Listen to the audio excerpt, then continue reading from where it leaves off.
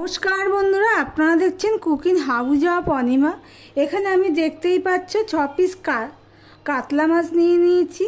এই কাতলা মাছের একটা সিম্পল রেসিপি তোমাদের সাথে শেয়ার করব, ভেন্ডি আলু দিয়ে কাতলা মাছের রেসিপি। তার জন্য দেখো আমি নুন দিয়ে দিলাম,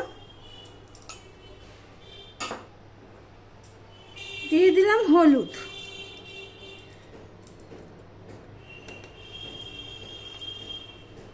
এবারে এটা আমি মিশিয়ে নেব, মাখিয়ে নেব ভালো করে।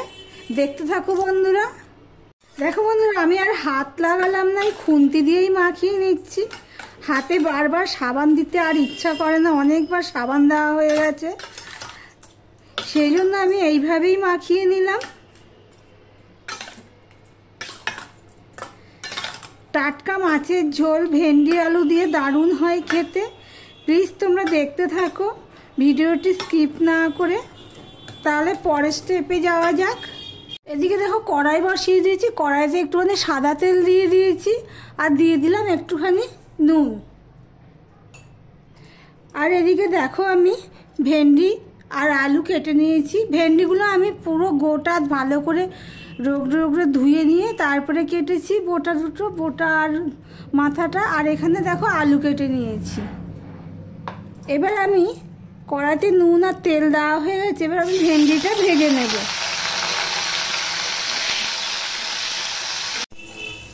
দেখো বন্ধুরা, ভেন্ডিটা মোটামুটি ভেজে নিয়েছি, খুব একটা ভাজিনি।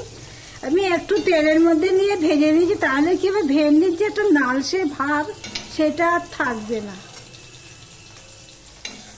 এবার ভেন্ডিগুলো আমি মোটামুটি অর্ধেক ভাজা হয়েছে, আমি তুলে নিলাম।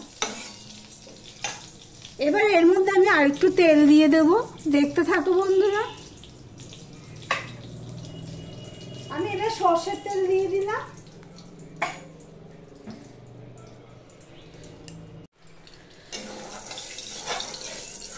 তেলটা গরম হয়ে গেছে,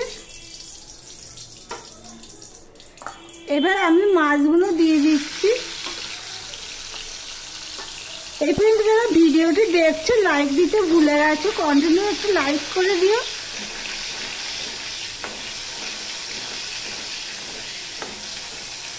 আমি মাছ দিয়ে একটু নেড়ে দিলাম, দেখতেই পেলে, তাহলে নিচে আর মাছটা লাগবে না।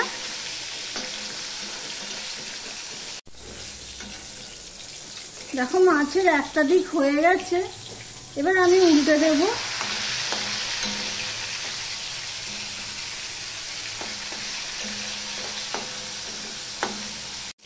দেখো বন্ধুরা, মাছগুলো ভাজা হয়ে গেছে, এক সাইড করে রেখে দিলাম তেলটা ঝরার জন্য। এবার বাকি 3টে মাছও আমি দিয়ে দেব, আর এই মাছটা আমি তুলে নেব তেলটা ঝরে গেলে। দেখো বন্ধুরা, মাছগুলো সব ভাজা হয়ে গেছে, তুলে নিয়েছি, দেখতেই পাচ্ছ। নিচে ভেন্ডি ভাজার মধ্যে দিয়ে তুলে নিয়েছি। এবার আমি দিয়ে দিচ্ছি 5 ফোড়ন, অল্প একটুখানি। 5 ফোড়নটা দেখো হয়ে গেছে। এবার আমি দেখো এখানে বড় সাইজের একটা পেঁয়াজ কেটে নিয়েছি, সেটা আমি দিয়ে দিলাম।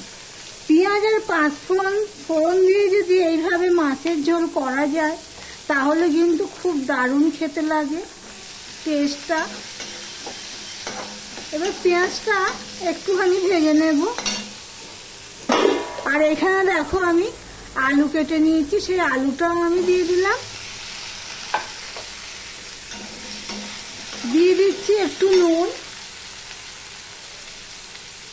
অল্প একটু নুন দিয়ে দিলাম।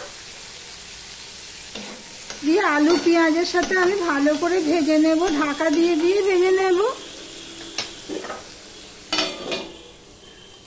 দেখো পেঁয়াজটা লাল লাল হয়ে ভাজা হয়ে গেছে, দেখতেই পাচ্ছ। এবার আমি দিয়ে দিলাম 1 চামচ হলুদ, দিয়ে দিলাম বড় চামচ, মানে কি ওই 1 চামচ হলুদ মানে এই চামচের হাফ চামচ হবে। আদা পেস্ট দিয়ে দিলাম 1 চামচ। আর এখানে দেখো আমি একটা টমেটো আর 4টে কাঁচা লঙ্কা কেটে নিয়েছি, সেটা আমি দিয়ে দিলাম। দিয়ে সম্পূর্ণটা মিশিয়ে নিয়ে আমি রান্না করতে থাকবো। আমার ভিডিওটি যদি ভালো লেগে থাকে প্লিজ লাইক কমেন্ট শেয়ার করে দিও। যারা নতুন বন্ধু ভিডিওটি দেখছো এখনো পর্যন্ত সাবস্ক্রাইব করোনি, তাদেরকে বলবো সাবস্ক্রাইব করে পাশে থাকার জন্য। প্লিজ একটা লাইক করে দিও যারা লাইক করতে ভুলে গেছো।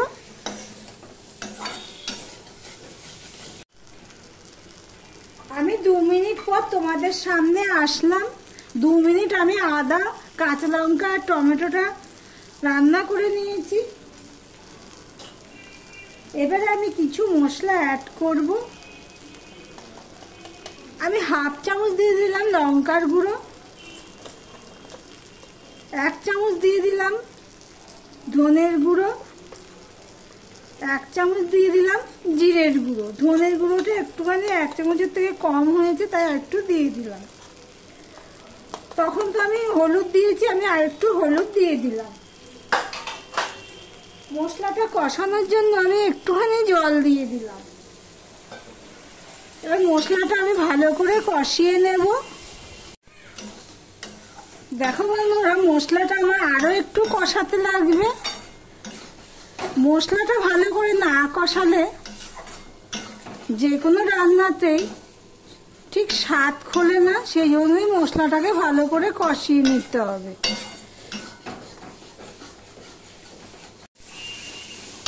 দেখো মশলাটা কষানো হয়ে গেছে। এবার আমি এখানে জল দিয়ে দিলাম পরিমাণ মতো। দেখবো আবার আরেকটু জল লাগবে কিনা, কেন এটা তো ঝোল করব বলেই দিয়েছি, পাতলা ঝোল। এর মধ্যে আমি আরো একটু জল দেব।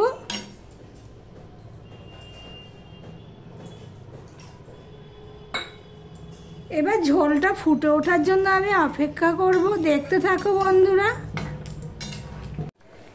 দেখো বন্ধুরা, ঝোলটা ফুটে উঠেছে। এবার আমি একে একে ভাজা মাছগুলো দিয়ে দিচ্ছি, দেখতেই পাচ্ছ।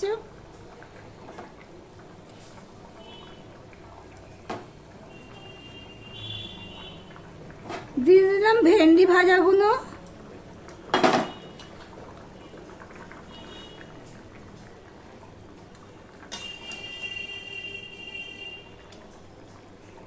এবার আমি 5 মিনিট ফুটিয়ে নেব। দেখো বন্ধুরা, 5 মিনিট আমি ফুটিয়ে নিয়েছি। ঝোলটা দেখেছো কিছুটা শুকিয়ে গেছে, কমে গেছে। আর মাছগুলো আমি উল্টে দিয়েছি মাঝে এসে। এবার গ্যাসটা আমি ছোট করে দিলাম, তখন মিডিয়াম টু লোতে ছিল। এবার দিয়ে দিচ্ছি ধনেপাতা কুচি।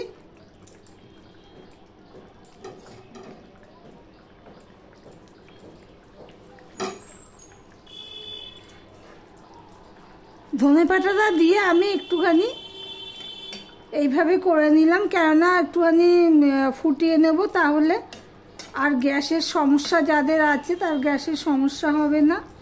এই পর্যন্ত যারা ভিডিওটি দেখছো তাদেরকে অনেক অনেক ধন্যবাদ ফুল ওয়াচ করে দেওয়ার জন্য।